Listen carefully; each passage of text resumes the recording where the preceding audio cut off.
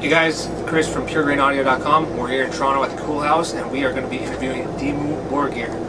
Just do me a favor, introduce yourself, please. I'm Silenoz. I play guitar. All right, just to start off, I know it's a little bit early into the tour, but how's it been going so far? How are you getting along with the other bands? Oh, great. We haven't been interacting too much yet, but we know some of them from before, so it's no problem. Cool. Good bunch of guys. Good. I guess the most important question is that it's been about 4 years, and now in 2 days, I think the 24th of April, new album's coming out, In Sorte Diaboli. Tell me about it, tell me about the music, what can fans expect? Well, I think fans cannot really expect a huge drastic change, you know. It's still us very much. It's probably more stripped down sounding album, more spontaneous, straight to the point. But it definitely has all the elements that we've had on the previous album, so it's a step forward in the right direction for us. I think it's generally a darker album, darker sounding. Cool. Yeah. This is also going to be your first ever concept album. Tell me a little bit about the theme or the concept that runs through. The whole idea behind the concept album and the particular character portrayed in the story is that he basically has to suffer for understanding his own true identity. I mean, he works for the church for many years until he finally understands that his abilities are something totally different, you know. And I guess in the local society he's being looked upon as the outcast, you know, because he's different from everyone else. Yeah. And most people always think that what they don't understand and don't see, they fear it. So he has to go through a little bit of shit, obviously. So that's the whole main theme, you know, symbolically. Cool, and the main character, I guess it's about him persevering through all of it? Yeah, of course, and at the end he finds his own, or he pursues his own spiritual victory. So excellent, excellent. Very, very deep. Yeah, but it's even if the story is portrayed to the Dark Ages, it's something that's might as well be portraying current times, you know. For sure, so for sure. That's what's good about the story. So even though it's based on one thing, it's kind of general enough that everyone can appreciate it. Definitely, yeah. Cool. Well, you guys recorded in Sweden at the infamous studio Fredman. How was the writing and recording process for this disc, and did you guys do anything differently from your past work? I think since the album sounds more spontaneous, we did a different approach. I mean, for Death Cult we had everything, every little single detail down on demos, you know, before into the studio. This time we didn't do that. We just jammed the songs finished and went to Fredman Studios, and we didn't even have the last track finished, you know. Yeah. So that way it was more kind of pressure in a way, but it's a good type of pressure. So was the writing almost more organic for you guys? Yeah, it's more back to basics, old school stuff, you know, in the practice room, turning the amp on 11 and just go that way. So excellent. Pretty good. I haven't been able to hear the new record yet, but how do you personally feel about the songs and the end result when compared to your previous work? We're extremely happy and satisfied with it because it turned out better than we expected it to be. So I take that as a good sign, you know.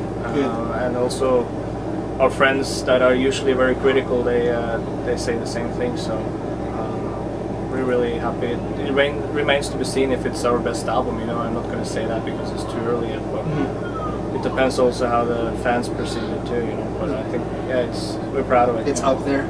I think so. Yeah. All right. Well, we'll see very soon, right? In 2 days, everyone will know. Yeah. In North America. 2 days later in Europe. I read somewhere that with this new album you're going to be doing a special edition release as well, with a special box and a DVD and also backwards lyrics and a mirror. Tell me a little bit about that. Yeah, I know that was just a silly idea I had because it's since it's going to be released in so many different versions, you know, it would be cool to just have one of the booklet looking a bit different from the others. And it's basically the label that decides how many different versions it's going to be and stuff like that. We don't really have any control over that, so obviously I don't expect the fans to buy every item, you know, that's stupid, but yeah, it's just something for everyone out there, and I think it'd be good for, especially for the diehard fans, for the collectors. For sure, for sure. So the special edition, is it going to be strictly for North America, or is it? There's one, the Digipack here in North America is going to have a separate bonus track from the bonus track that is in Europe, and yeah, and also there's going to be a vinyl version, and yeah, and this leather box that's going to be sold through Nickel Blast mail order. Cool. So that's also limited. So it's a really nice one. Limited is always good. Yeah. Just a couple days ago, I think it was on MTV's 2 Headbanger Wall and Fuse. Their newest video dropped for the Serpentine Offering. What was it like recording the video? Did you see it yesterday or 2 days ago when it aired? No, actually, I didn't, because I just heard about it. It was going to be aired. So, but yeah, the video came out really good. I think if people look upon the album as a movie, then the video is going to be a good trailer, because it's really hard to get a storyline down to 3.5 minutes. But yeah. I think Patrick Uleos, the director, made a really good video again. Mm-hmm. So hopefully the fans also like it. Cool. Have you worked with Patrick before on previous videos? Yeah, like 3 videos. Oh, okay. So this is our 4th with Patrick. So I guess by now he already had a better sense of what you guys wanted, and it was easier. Yeah, he's pretty much had that since the start. So I mean, he did a fabulous job with Progenies, the Great Apocalypse video. So it's of course hard to top that one, you know. But this is a bit different again, because it's more based on the story and the character, instead of focusing too much on us as players and stuff in the video. So that's what we wanted anyway. So it's more of a cinematic video. Yeah, way more. So you're happy with the end result? That is very much so. Yeah. All right, good. So we got the good video and the good album coming out. I hope so. Yeah. Most metal fans should already know by now, but on Adult Swim, the Cartoon Network, there's a TV show, a cartoon called Metalocalypse. I don't know if you're familiar. I've heard about it, yeah. I haven't watched it yet. There's actually a little plug of Dimmu Borgir in the show. It's a fast food chain. Yeah, I heard. You heard Dimmu Borgir? Yeah. You didn't see it? No, I haven't seen it yet. So, but I met the guys while I was in LA.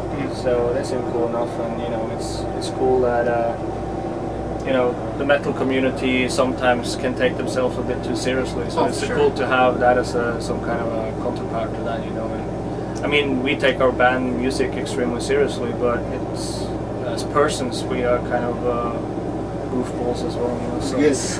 Hey man, you gotta love what you do, right? You can't be serious all the time. No. So Dimmu Borgir, you guys gonna open a franchise with fast food chains? You never know. It's like could be a retirement plan. All right. Fair enough. Another collectible, all the cups and stuff. Yeah, that's true.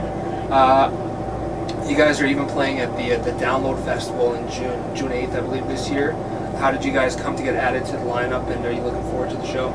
Yeah, of course. It's been a dream for many years to play that place, you know, and it has a lot of history, and if it's called something else these days, but it's definitely something that we look forward to. It's going to be our first proper festival on English soil too, so I think how we got on there this year was that it's a mix between getting a new booking agency, and that we pushed the right places and the right buttons, you know. So that's looking really forward to that.